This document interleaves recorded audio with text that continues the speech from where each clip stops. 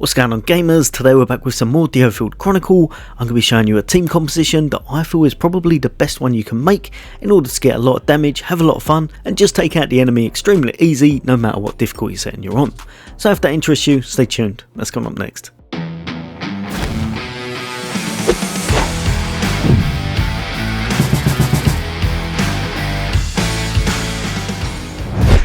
Welcome back everybody. Today we're going over a little bit more Diofield Chronicle. I'm going to be showing you a team setup that pretty much does everything. It's got high damage, it's got great survivability, it's the best you can get for being able to get your summons up, and it's got some nice health regen. Pretty much ticks all the boxes and allows you to beat anything in the game on any difficulty quite easy. So what I'm going to do, I'm going to chuck on a little bit of footage, show you what it's all about, and then afterwards I'll be going over the full team composition and exactly how it all comes together.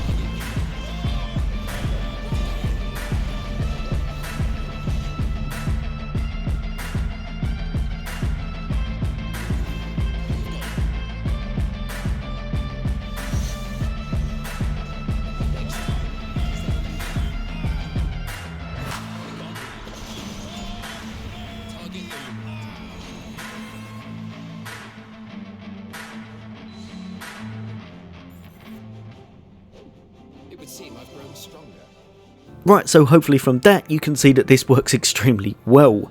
You can take out enemies pretty much whenever you choose, you've got a lot of moves that you can use, and in general you can gather a lot of enemies up and just have a lot of fun mowing them down.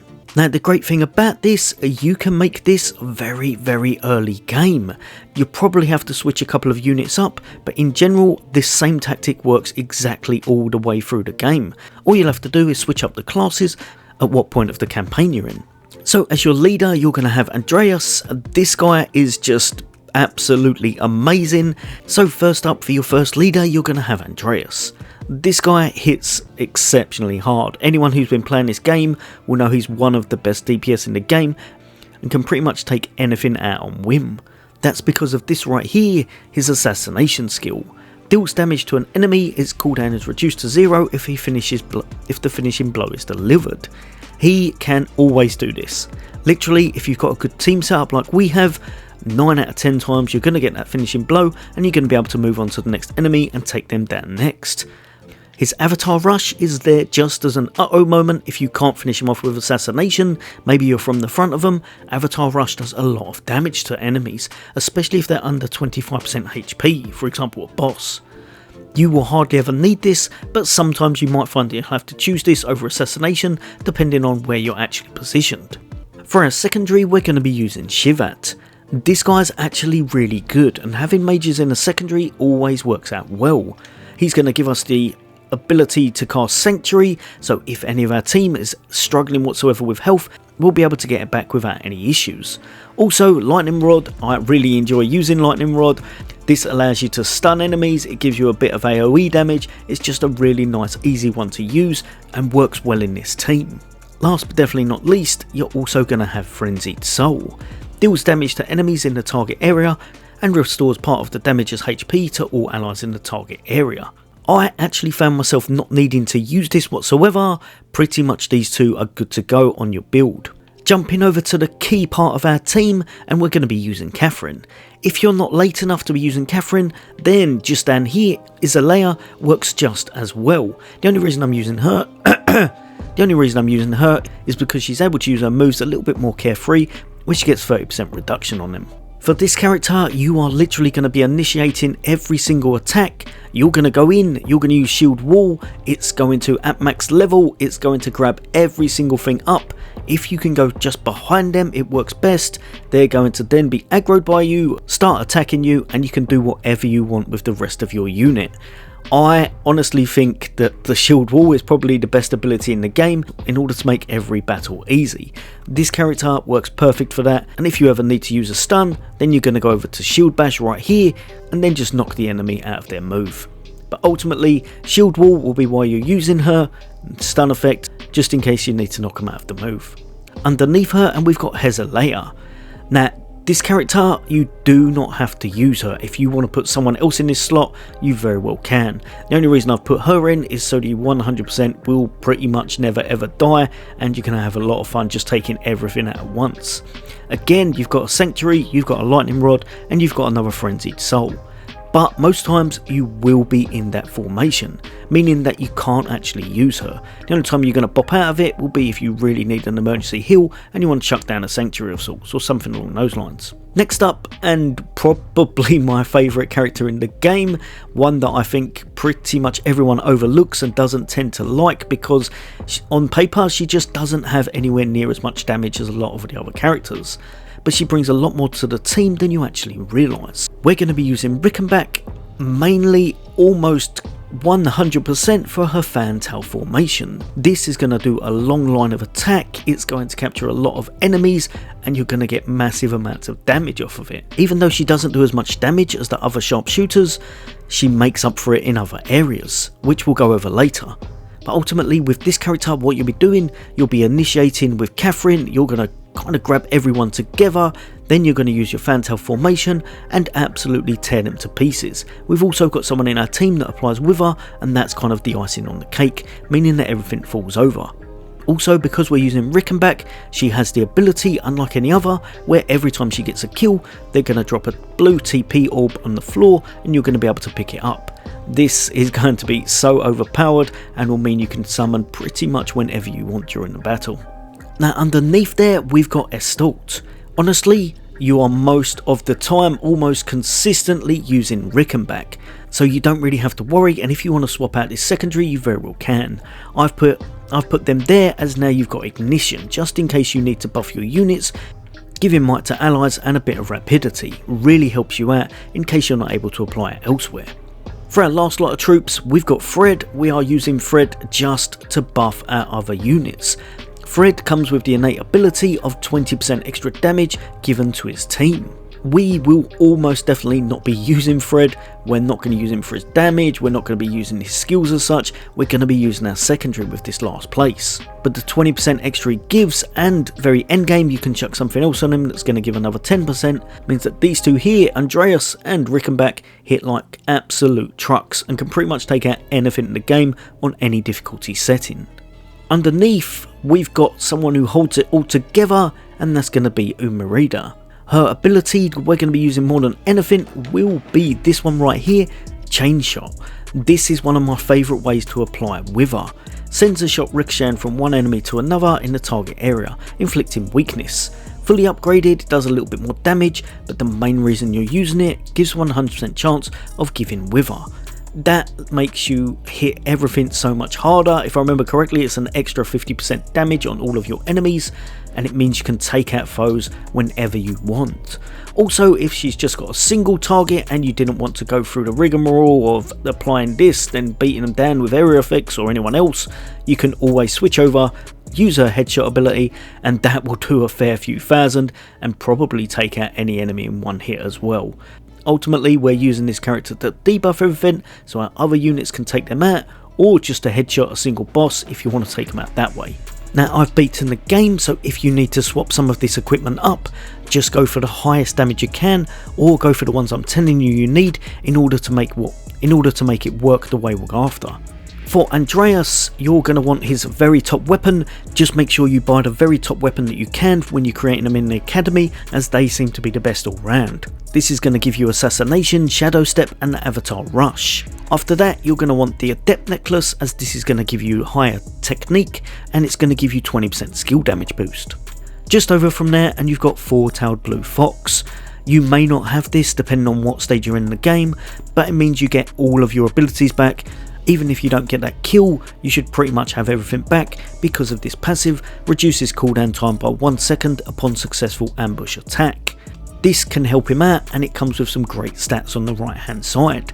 If you don't have that though, maybe just chuck something in here that's going to give you an increase to his damage. Probably through his technique is best, or if you can get a bit of crit about him and stay at 100% health, the one that gives you 100% extra crit rate at full health.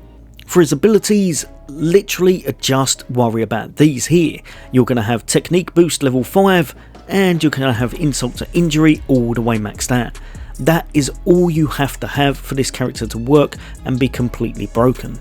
If you can get any of the others, it will definitely help out with your auto attacks and you'll have a stronger unit overall.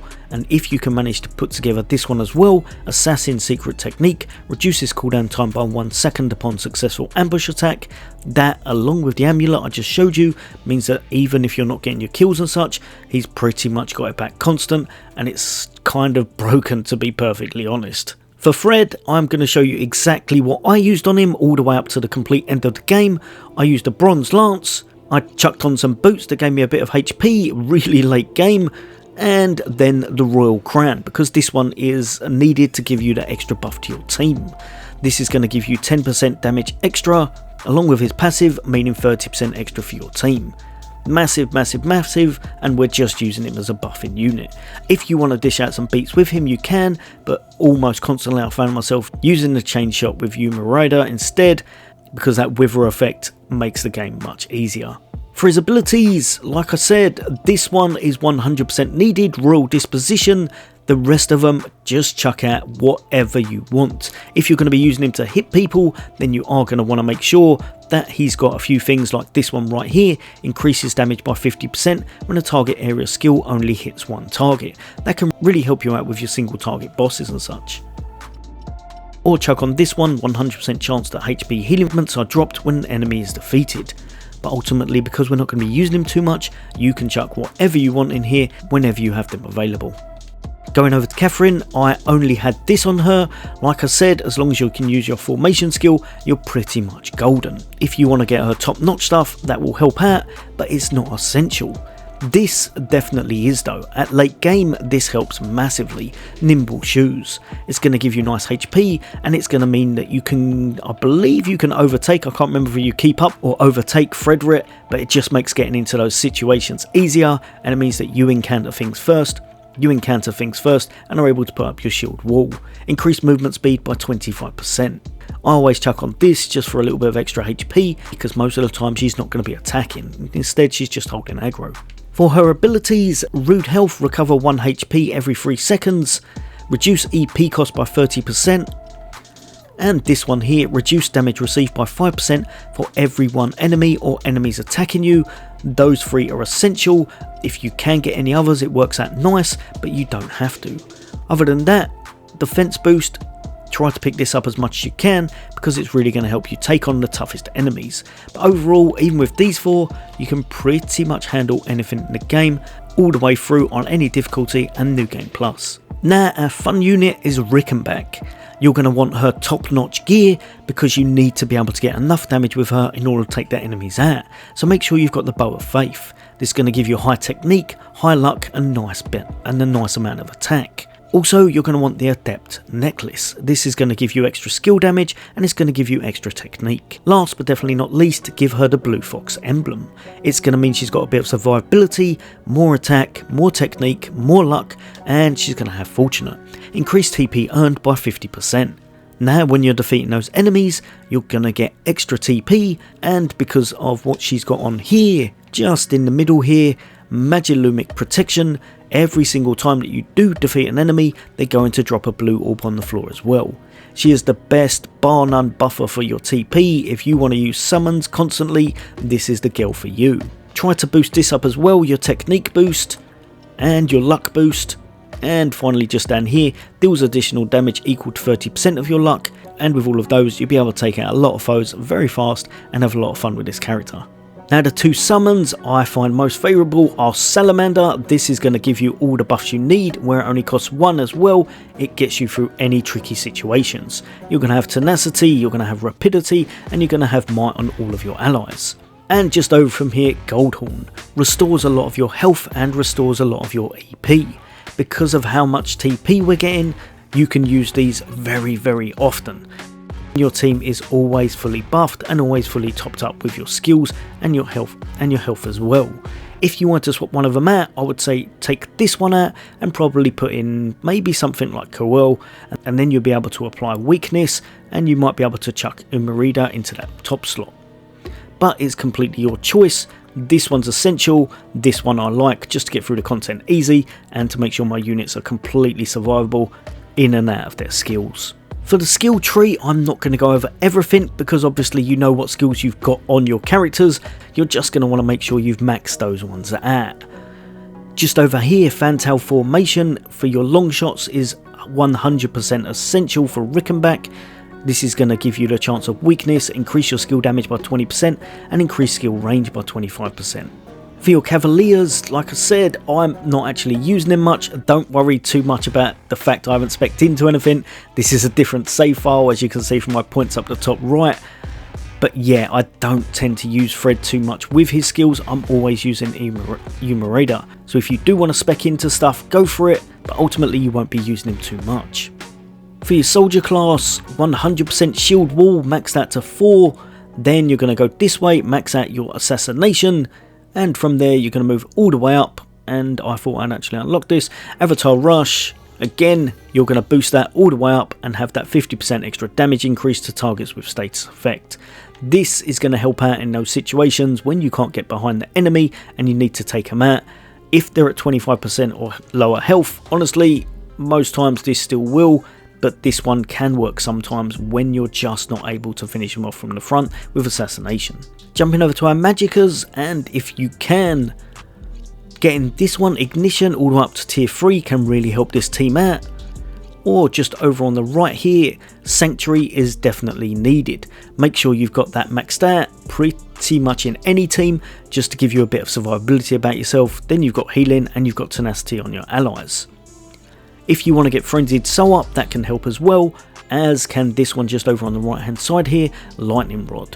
This is going to be a fun one to use if you want to stun the enemies, have a lot of effects going off, and then being completely captured in that Fantail formation whilst not being able to do anything, being stunned over and over, and also being held in place by Catherine. Right, no doubt that took longer than I thought, but ultimately that should set you up for any situation and allow you to have a lot of fun all the way through the game. Like I said, if you need to swap people in or swap people out, just go with the general playstyle I said and you should be golden. But ultimately this allows you to get through anything in the game and allows a lot of fun. As always, for all things gaming, for all things Xbox, take care. I'll see you on the next day.